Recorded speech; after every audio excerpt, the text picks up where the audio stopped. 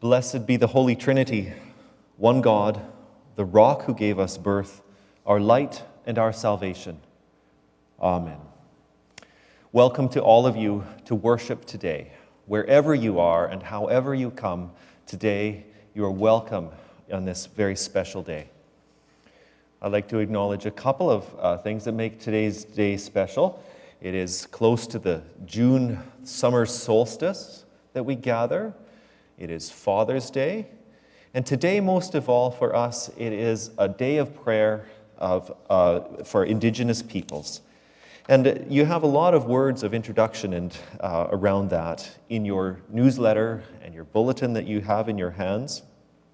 It's a day today to give thanks for the diversity of languages and cultures, particularly First Nations cultures, that all reflect God's image and in humanity. So we give thanks today in prayer. Today also we welcome special guests. We have thank you to Nathan and Hannah for offering special music. Later in the service, we're going to hear from Anne Harding and Steve Francis, leaders in the movement of reconciliation, to share some of their experiences. And I'm very much looking forward to that. As we begin, then, let us give thanks for the gift of baptism, and giving thanks also for this land and the peoples that this land has been home to. The Lord be with you. Let us pray. We give you thanks, O God, O living one, for you have created all, and you water the earth abundantly. Oceans and aquifers praise you. Glaciers, rivers, and streams bless you. The Wapta ice field and the Bow River sing your praises. The Elbow, the Ghost, the Old Man, and the Saskatchewan rivers glorify you. Lakes Louise and Minnewanka tell of your majesty.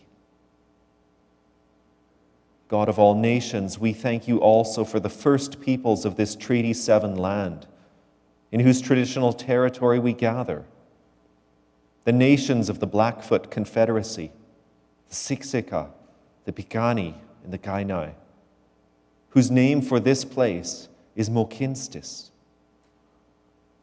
We thank you for the Tsuut'ina First Nation, the Stoney Nakoda nations, the Chiniki, the Bearspaw, and the Wesley, and the Métis Nation of Alberta. All the peoples praise you, O God, and all life is sustained by you, our source.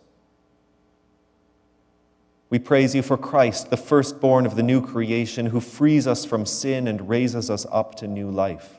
Here at this font, we touch the river of the water of life, bright as crystal, flowing through the city of God. Here, death is washed away forever. Here, we are grafted into the tree of life with leaves for the healing of the world. Pour out your Holy Spirit on this community throughout all creation. Cleanse us from our fears and drown our divisions. Grant that all may drink of your mercy and peace through Jesus Christ, our Savior and Lord, who lives and reigns with you in the Holy Spirit, one God, now and forever. Amen.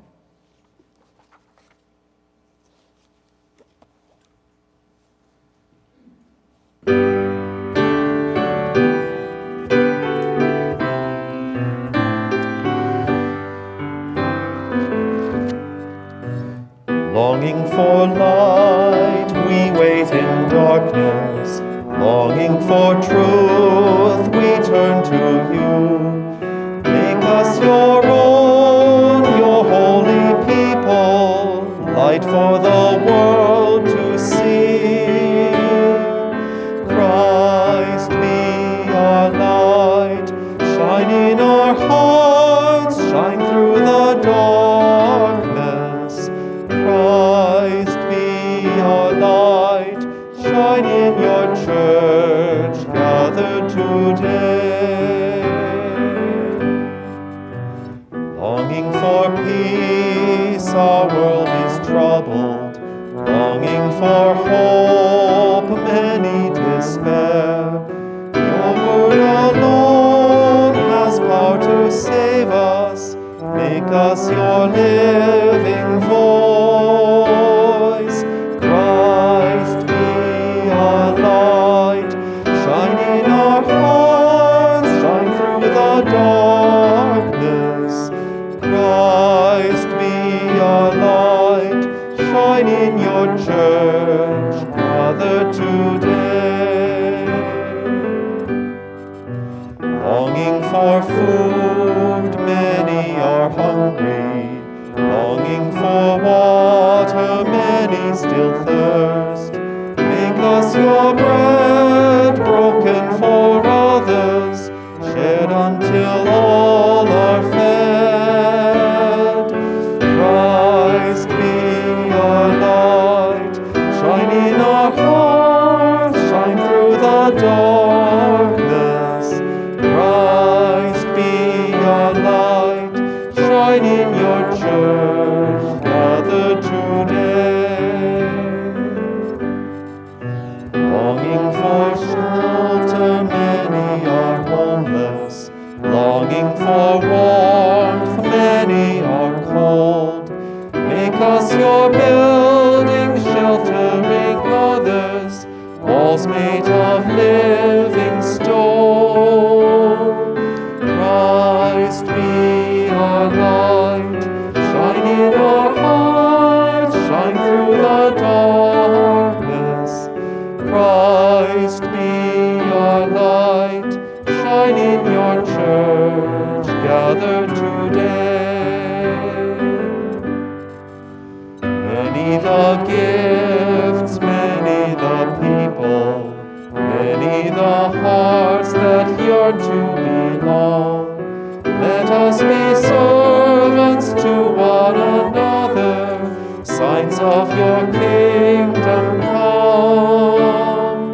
Christ be our light, shine in our hearts, shine through the darkness. Christ be our light, shine in your church gathered today.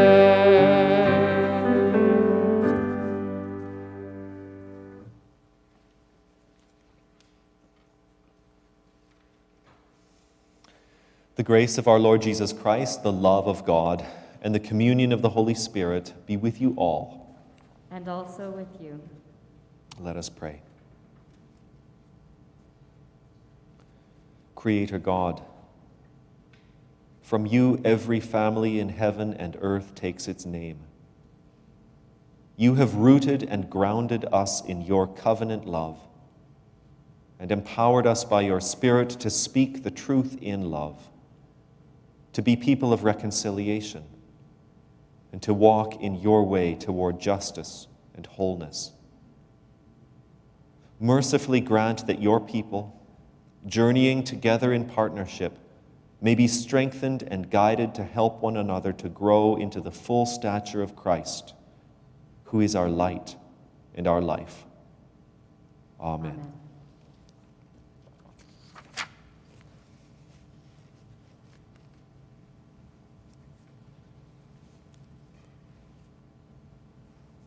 A reading from 2 Corinthians. The love of Christ urges us on, because we are convinced that one has died for all. Therefore all have died. And he died for all, so that those who live might live no longer for themselves, but for him who died and was raised for them. From now on, therefore, we regard no one from a human point of view, even though we once knew Christ from a human point of view. We know him no longer in that way. So that if anyone is in Christ, there is a new creation. Everything old has passed away. See, everything has become new. All this is from God, who reconciled us to himself through Christ, and has given us the ministry of reconciliation. That is, in Christ, God was reconciling the world to himself, not counting their trespasses against them, and entrusting the message of reconciliation to us. So we are ambassadors for Christ, since God is making his appeal through us. We entreat you on behalf of Christ, be reconciled to God. Word of God, word of life. Thanks be to God. Happy are they whose transgressions are forgiven and whose sin is put away. Happy are they to whom the Lord imputes no guilt, and in whose spirit there is no guile. While I held my tongue, my bones withered away because of my groaning all day long. For your hand was heavy upon me day and night. My moisture was dried up as in the heat of summer.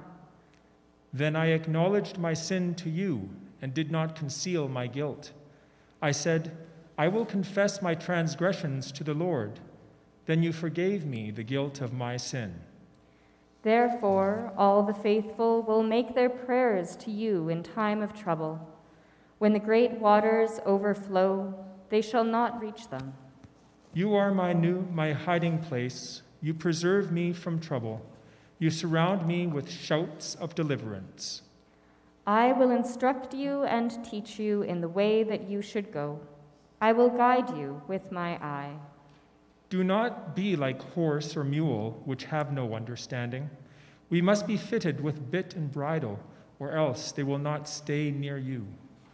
Great are the tribulations of the wicked, but mercy embraces those who trust in the Lord.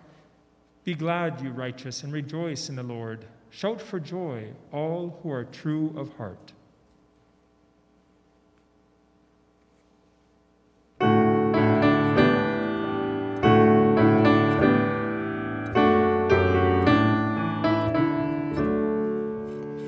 Lord, let my heart be good soil, open to the seed of your word. Lord, let my heart be good soil, where love can grow and peace is understood. When my heart is hard, break the stone away. When my heart is cold, warm it with the day. When my heart is lost, lead me on your way. Lord, let my heart, Lord, let my heart, Lord, let my heart be good soil.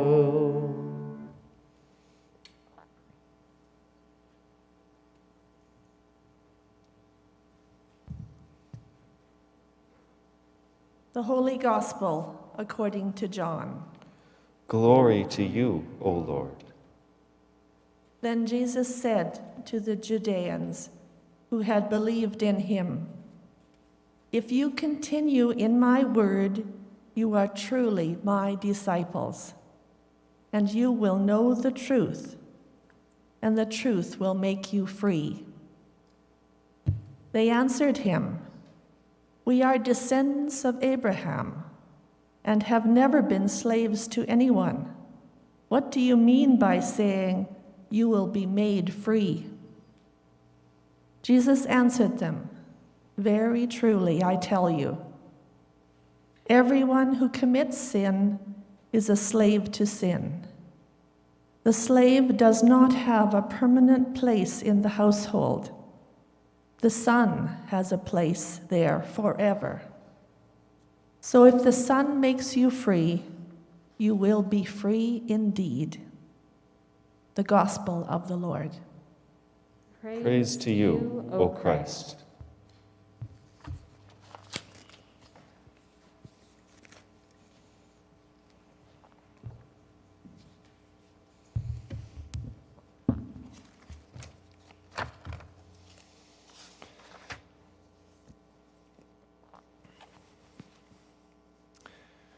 Truth and reconciliation are two words that have become familiar to us Canadians over the past decade, as the commission that bore that name did its work to tell the whole tragic and painful story of the Indian residential schools in our country. For many of us, they have come to mind again in the past month as we have collectively dealt with the news of the finding of the remains of 215 children on the grounds of the residential school in Kamloops. For me, it was a moment when I moved from knowing about this history to feeling the weight of this generational tragedy in my country's and my own personal history. With persistence and force, one question kept thrusting itself to the front of my mind. What kind of school has an official, and never even mind unofficial, cemetery attached to it? What kind of school has a cemetery attached to it? The answer is one that never had the best interests of the children who attended it at the top of its concerns, to say the very least. This is one of the truths that I believe that we are called to attend to as a Canadian people at this time. For many of us, this call to hear and absorb and feel this particular truth of Indigenous and settler history can be uncomfortable and unwelcome.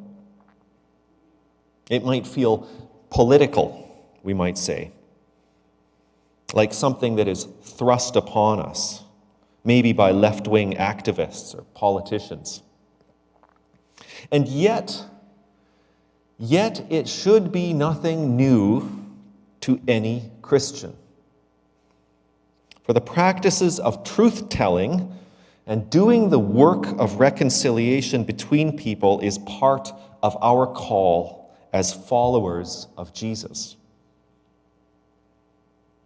As we heard Paul say to the Corinthians, all this is from God, who reconciled us to himself through Christ and has given us the ministry of reconciliation. So at its very heart, the work of God is to bridge divides, offering forgiveness and love, healing and restoration. Jesus died and then rose again. He is a new creation in whose very person even death and life find reconciliation. And he's tasked his followers to follow in this same way, embodying the values of reconciliation in the world, which are hope for a future of peace, optimism that it can be accomplished, partnership between people of different perspectives, and collaboration in the work with anyone who shares these values. So, reconciliation is something that is already accomplished in Christ, and yet is also part of the work and the calling of every Christian. It was so before Canada's Truth and Reconciliation, and it remains so now, and it will be forever. Reconciliation is part of every Christian's work. So reconciliation goes hand in hand with telling the truth, which again should not be an alien practice for the church. Because again, it is fundamental to who Jesus is and what he asks his followers to do. The truth will make you free, said the one who is our way, our truth, and our life. He knows, no one knows better how hard and painful it can be to face the truth. But he promises that his way of truth is the way to freedom. The Judeans he was talking to in the gospel story sure found it hard. They didn't want to face the truth of their own history. Do you remember they said, "What do you mean by saying you will be made free? We are descendants of Abraham and have never been slaves to anyone." Now, the strange thing is that anyone who's just passingly familiar with the story of the Bible will know that the descendants of Abraham were more often slaves than not in their history. They were slaves to the Egyptians, the Philistines, the Assyrians, the Babylonians, and the Romans, each of them in their turn. This should be obvious. But Jesus' conversation partners found the truth of their history too painful to bear, and so they just denied or perhaps minimized it. Well, let's move on, they might have said. Yeah, we know all that happened, but let's move on from there. We've never been slaves to anyone, or else we won't be from now on, so let's just leave it in the past. It's amazing how much of reality we can deny as human beings. But their denial, their minimization of their true history meant that they remained slaves to it, unreconciled to the truth. But Jesus calls us always to tell the truth, or the whole truth, nothing but the truth, about our sin, about our histories, our relationships. And of course, that's not always tragic or painful. Of course, there's much in our relationships that we celebrate, and that truth must be told. But the painful, the sinful, must also be told. The truth will set you free, he says. Those who tell that whole truth will find true freedom to live and chart a new future for themselves and their communities. So these are the scriptural and the theological foundations for the work of truth and reconciliation that we get to celebrate today with our Indigenous neighbors. Far from being something imposed, something from the outside, these are practices that are indigenous, so to speak, to Christian life and tradition.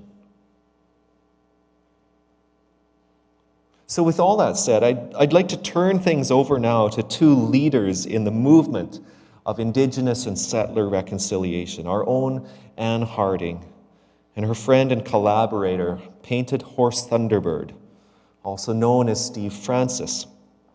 They've recorded a free-ranging conversation for us about the meaning of those words, truth and reconciliation, in their work and their context. And I'm so grateful for their leadership and their willingness to share their thoughts and experiences with us this morning. Awesome. Hi, Steve. Hi, Anne. How are you? Good. Can you tell us a bit about yourself and offer an introduction? Sure thing. Hi, anyone that might be seeing my face. My name is Steve Francis. That's my English name. My Indian name, my spiritual name is Painted Horse Thunderbird, Kanismasutmastim Piasu. You know, you may be hearing Indigenous names and Indigenous languages going forward. That's why I did that. You know, I'm proud of who I am, where I come from, Southwest Saskatchewan, now living in Calgary. I'm a Cree person. I'm a Cree Indian. And I make no bones about saying I'm a Cree Indian. I've gotten used to the term Indian over the course of my life for different reasons. So I don't think of it negatively. Thanks for that, Steve. And so some of the topics that we're exploring right now are in celebration of National Indigenous Peoples Day, and considering what truth and reconciliation mean. And mean for us in the context of this church, but also as broader society and as Canadians. And so I'm curious, this notion of reconciliation and what it might mean for us as individuals to be ambassadors of reconciliation, and just like even the term reconciliation, what does that mean for you? When I hear the term reconciliation, you know, I become hopeful and optimistic because I think it's really a powerful enabling. It's a good word, I think, because to reconcile or to participate in reconciliation, to me, I think that's about bringing people and views and having a conversation, you know, that might represent or come from different points. More than two, could be three, could be 10. You know, as individuals and different backgrounds, it's about bringing who you are to a conversation with a productive outcome, something different, something better for the future. As an Indian, as a Cree Indian, you know, I studied law, went to law school, and in the legal context, reconciliation began to appear as, you know, something good, recognizing Indigenous peoples' history, perspective, and ways of knowing and doing, and blending and melding those with other Canadians who were inhabiting the country. You know, it's from that frame and from the frame of growing up in a Cree community where we want to be partnering and collaborating with people. You know, both kind of streams are about reconciliation for me broadly. And then as an individual, what can I do in a positive way? What behavior can I demonstrate? Can I model? You know, and doing that, that's positive reconciliation, because, you know, if I can get to know somebody and we do something together, you know, on any level, I think we're two better people for that collaboration. So you just multiply that with so many other people and organizations and interests, and you'll hear about reconciliation going forward. But I look at it at least in two ways, and there could be other ways and other reasons. Thanks for that. And I think it's for me on my journey in in working with and learning about the more complete version of Canadian history over the last 17 years or so, now has made me want to have a different Canada, a different story of what it means to be Canadian, for myself and for my kids and for my family. I think a lot of Canadians haven't really made the connection of the way that we got here as settlers is connected to the fur trade, to original partnerships with Indigenous peoples in treaties in these territories, and that's how Canada was built. And then, of course, it became really inconvenient for Indigenous peoples to have their rights upheld, and for us to figure out those hard ways of working together. So I think now is our opportunity to find a new way forward and a new identity as a country and as Canadians.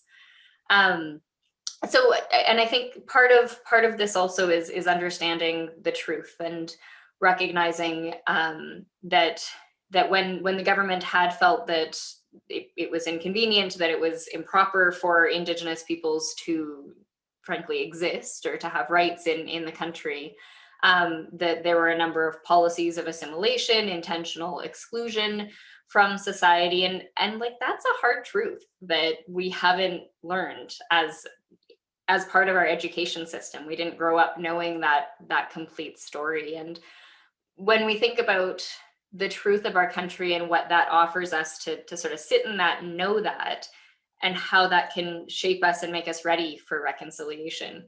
Curious if you can offer some reflections on the importance of all Canadians understanding that truth so that we can move forward.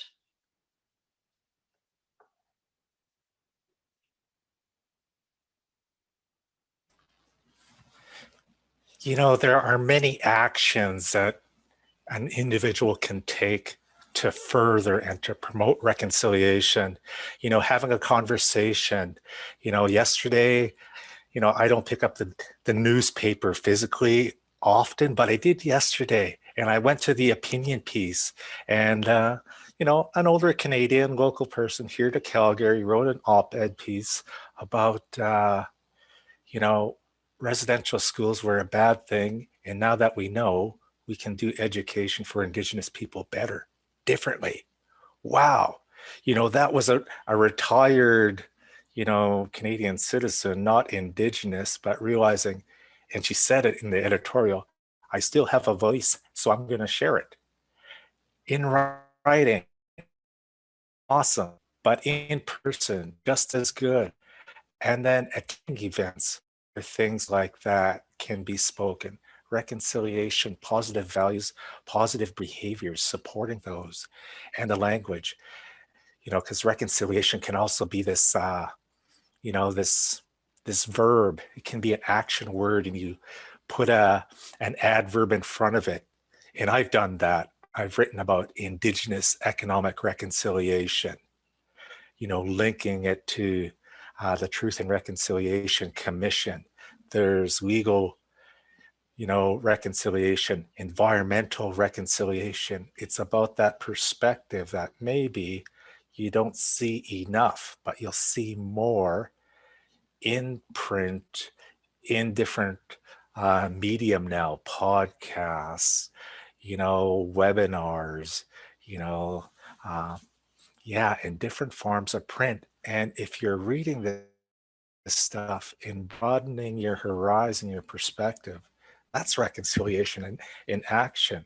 And then you might act on a message that is legitimate, that's meaningful, that's personal, that resonates with you. And if you do that, you know, well intended, it's going to be reconciliation in action because it's meant to be positive. You know, so as individuals, wow, you know, we're only stifled by our lack of, you know, not wanting to do anything.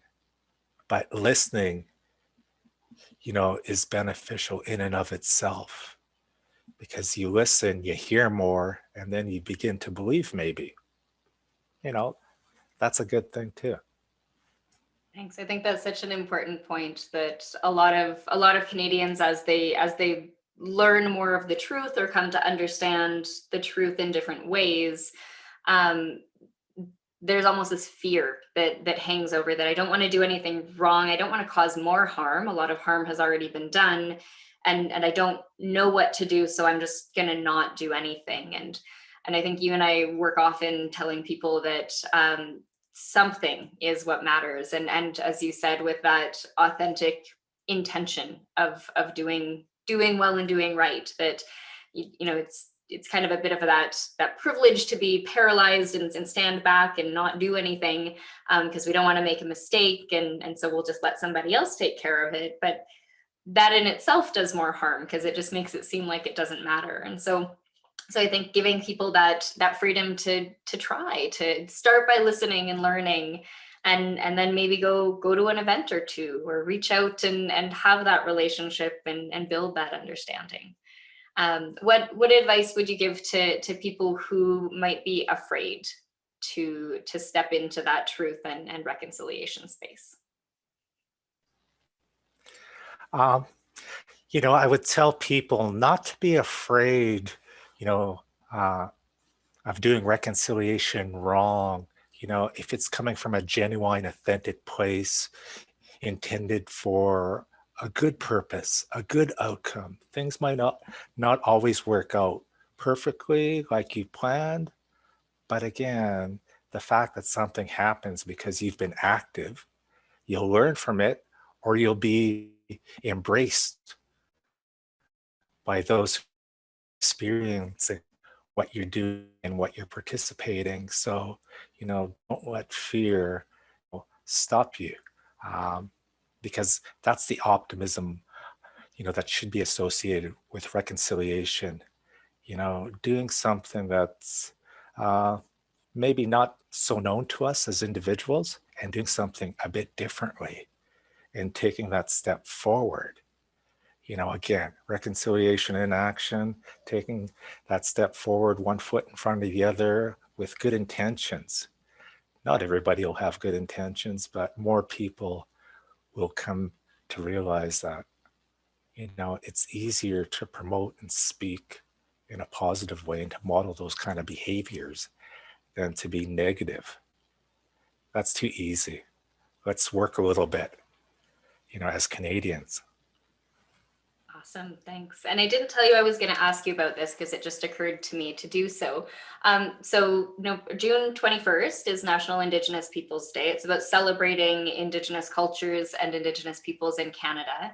You're Cree. I'm wondering if you might share a Cree concept or way of knowing, or some Cree words with us that you can leave us with to be celebrating the Cree culture specifically. Sure. You know, thanks for the question, Anne. You know, and, you know, we're in Alberta. We're both here in Calgary, you know, and I just think up the highway, you know, between here, I guess southwest of Edmonton is that town, Wetaskiwin, right? That's a Cree word, folks. If you didn't know, it's spelt differently on the road sign. You know, you might see Musqueam in that area on the highway going up to Edmonton, but Wetaskiwin, you know, I think is still an Alberta town. And, you know, in Cree, that's about living together peacefully and nicely. That was the intention. That's a Cree word, you know, and the area has seen its ups and downs, but I think, you know, fundamentally there's good leadership, authentic leadership within those Indian nations that, you know, are around Wetaskiwin, trying to live in peace and harmony, and with other Canadians, other Albertans, even with the police, you know. So that would be one word. I'm Cree. That's another Cree word for a Cree territory. If you didn't know it, just up the highway, you know. One day there'll probably be, you know, words in the Blackfoot language, you know, and that'll be so cool to see more often, you know, closer to Calgary, because this is the Blackfoot traditional territory and the territory of the Stoney Nakoda people. You know, we may see, you know, signage in their language, and it'll be easy, or, you know, we'll overcome it and be able to say the words, especially if somebody tells us what's behind it.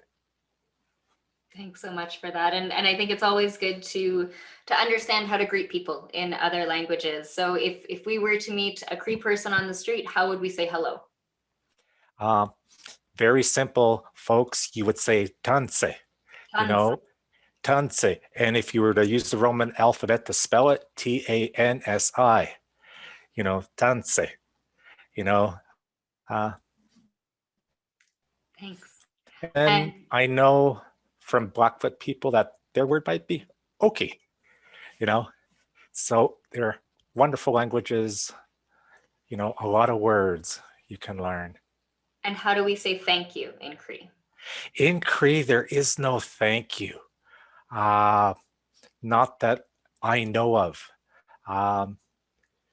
You know, a lot of people, and I'll say this to indicate I'm done. Ekose, I'm finished. Ekose, E-K-O-S-I. Ekose, I'm finished, I'm done. We might add Bitama, I'm done now. And then you may hear this phraseology, hi hi. A lot of people, especially Cree people, but others are using it too. I'm hearing it, you know, as a moniker, I'm done, acknowledging the indigenous people, their languages. So, you know, I say, Ekose Pitama, hi hi. I've covered my own bases. Awesome. Well, thank you so much in English. Ekose Pita, hi hi. Mm-hmm. Awesome. Thanks, Steve.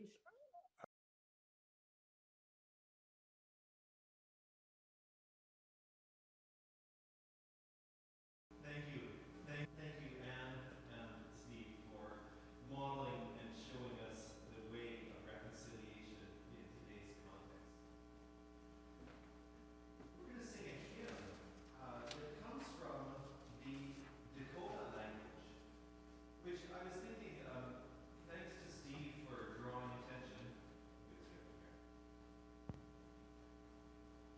I've been unmiked all this time.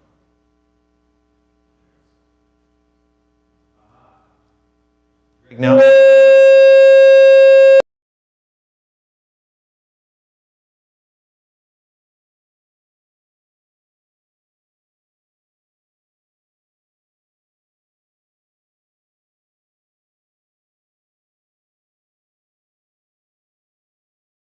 Okay. Oh my goodness, that's my fault, folks. I think my microphone was off, and Greg tried to turn up the gain probably to the top to be able to hear me. And when it came on again, you heard that awful sound. Anyhow, I was thanking Anne and Steve for their contributions as models of the way of reconciliation. It's a wonderful thing that we have truth and reconciliation as part of Christian spiritual practice, let's say, since there has been Christianity. But it's not exclusive, of course, to Christians, and it's modeled for us in various ways, in various contexts in the world. And it's so wonderful to see that reflected and modeled back in the movement of reconciliation between Indigenous and settler peoples. So thank you so much for modeling that for us. We're going to sing a hymn here. It occurred to me, thanks to Steve, for noticing place names as one step towards reconciliation, noticing the place names that are around us. Wetaskiwin, the Peace Hills that he knew of, is a Cree word, as Steve pointed out. Maybe we could be curious about the names that surround us too. This morning, just now, I was thinking of this church here right on the edge of Morley Trail that leads us out to the community of Morley and the Stoney Nakoda nation that is there. Let's try to sing a hymn that belongs to that language group. This hymn is written in the Dakota language, and you see a little bit of history and explanation of that in your notes. I'm going to try to sing this in the words, in the language that is printed there, and I hope it's an act of honoring our neighbor's language and not appropriating it. But we'll see. We'll give it our best as a way of acknowledging and appreciating our Stoney Nakoda neighbors. So Joyce will play it once fully all the way through, and at home you might decide you'd like to hum along with the melody and get that melody in your heart and your head, and then we'll sing along with the words. Thank you, Joyce.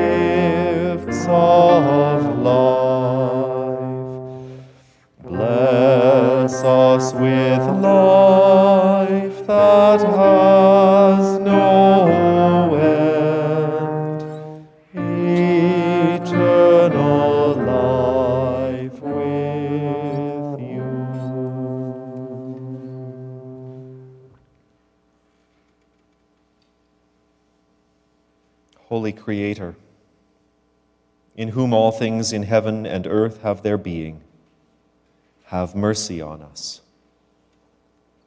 Risen Christ, through whom the whole creation is reconciled to God, have mercy on us. Life-giving Spirit, whose love and truth fills the world and searches the depths of our lives, have mercy on us. Blessed Trinity, source of both unity and diversity, have mercy on us. From our failure to recognize and respect the revelation of your truth and love in the first peoples of this land, Savior, forgive and heal us. From our participation in the systematic oppression of Indigenous sovereignty, language, culture, and spirituality, Savior, forgive and heal us. From our role in the Indian residential schools designed to eliminate the unique society, wisdom, and beauty of the Indigenous peoples of this land, Savior, forgive and heal us. From our complicit tolerance in the decimation of Indigenous family structures, leaving children vulnerable to abuses of every kind, Savior, forgive and heal us. From our continued acceptance of unjust legal, educational, health, and social structures that continue to oppress and destroy the lives of many Indigenous people, Savior, forgive and heal us. O God, we pray for the gifts of your grace and your love, which never gives up on us and is forever faithful. Inspire our minds with a vision of reconciliation of your kingdom in this time and place. Hear us, O Christ. Touch our eyes that we may see the sacredness in all creation. Hear us, O Christ. Touch our ears that we may hear from every mouth of every people the hunger for hope and stories of refreshment. Hear us, O Christ. Touch our lips that we may speak of the beauty of every tongue and dialect, proclaiming the wonderful works of God. Hear us, O Christ. Touch our hearts that we may discern your mission in which you call us to be immersed, particularly in partnership with the first peoples of this land. Hear us, O Christ. Touch our minds that we may witness to your good news in our neighborhoods, our communities, and all parts of the world. Hear us, O Christ. Touch our hands that we may forever shun violence and embrace the work you give us to do. Hear us, O Christ. We pray for your blessed creation, that it may continue to flourish and magnify your glory. Lord, in your mercy, hear our prayer. Guide worldwide and local community organizations in their efforts to establish safety and justice. Lord, in your mercy, hear our prayer. Liberate all peoples from the systems and chains that bind. Remove the barriers that separate us from one another. Lord, in your mercy, hear our prayer. Grant healing to those who have requested our prayers. Anne, Brian, Jeffrey, Kathy, Henry, Sonia, Len, Mary, Sarah, Walter, Annie, Warren, Helen, and Debbie. Lord, in your mercy, hear our prayer. Draw your church together, O Lord, into one great company of disciples, together following our Lord Jesus Christ into every walk of life, together serving you in your mission in the world, and together witnessing to your love on every continent and island of your creation. We ask this in the name of the risen Christ, in whom we are one. Amen. The peace of Christ be with you always. And also with you. I'll invite you to share a sign of peace with someone you may be gathered with, or to the community on the text and the YouTube. The text box is there. Peace be with you. Peace be with you. Peace be with you. Peace be with you.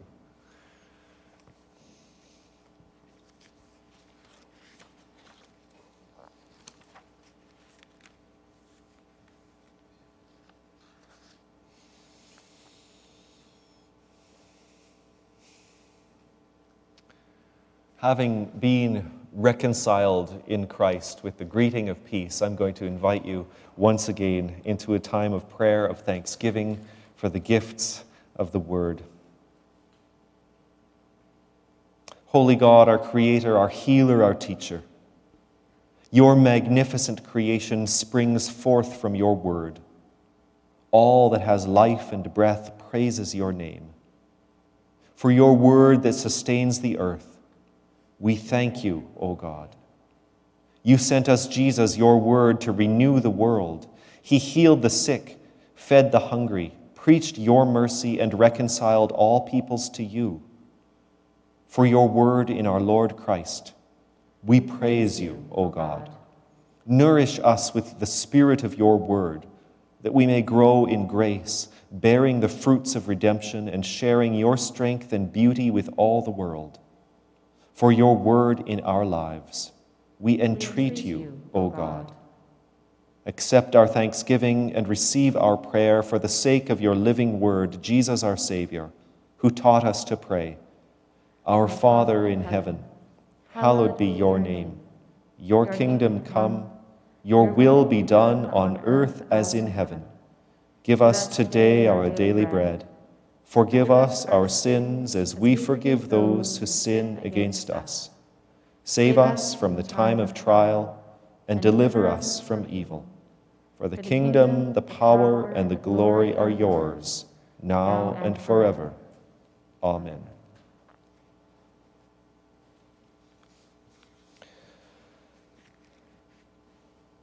Anne has her hand up for an announcement to share. Thank you. I just wanted to share, this week coming up is Aboriginal Awareness Week here in Calgary, and so I will put the website in the chat for both YouTube and Zoom that has events and opportunities to celebrate that folks can access. Thank you, Anne. And we'll add that also to our church website, so you can go to hopelutheran.ca and find that same information. And find other ways, yes, as Anne said, to celebrate Indigenous Week in this the month, it's the week, it's the day tomorrow. So a lot to celebrate today.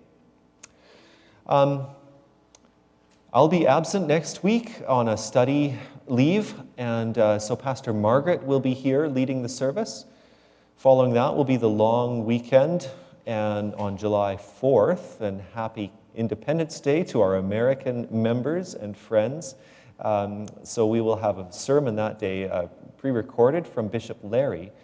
And after that, on July 11th, we look forward to our first in-person time of worship together. It will be outdoors. You can bring a lawn chair, sit together in family cohorts, and we're going to have members of the range to lead us in some kind of stampede kickoff country and gospel music that day.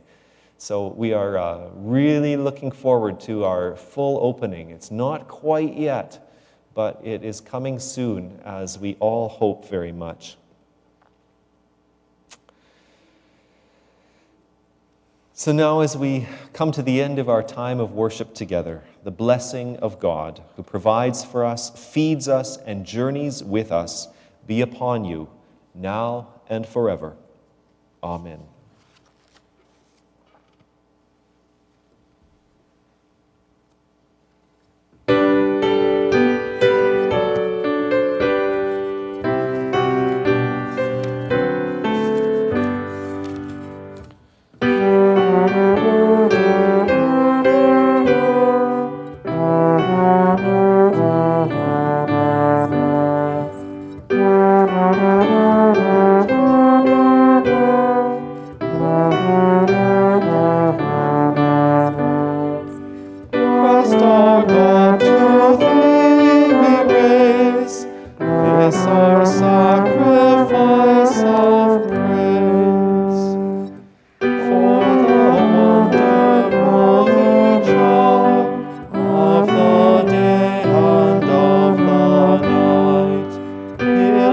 Fill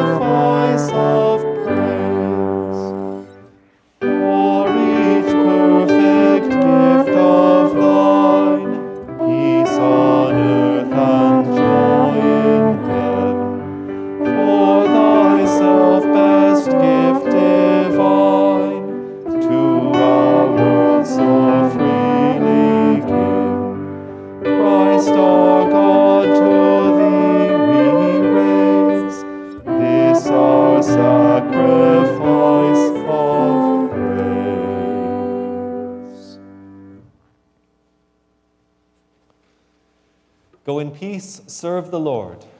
Thanks be to God.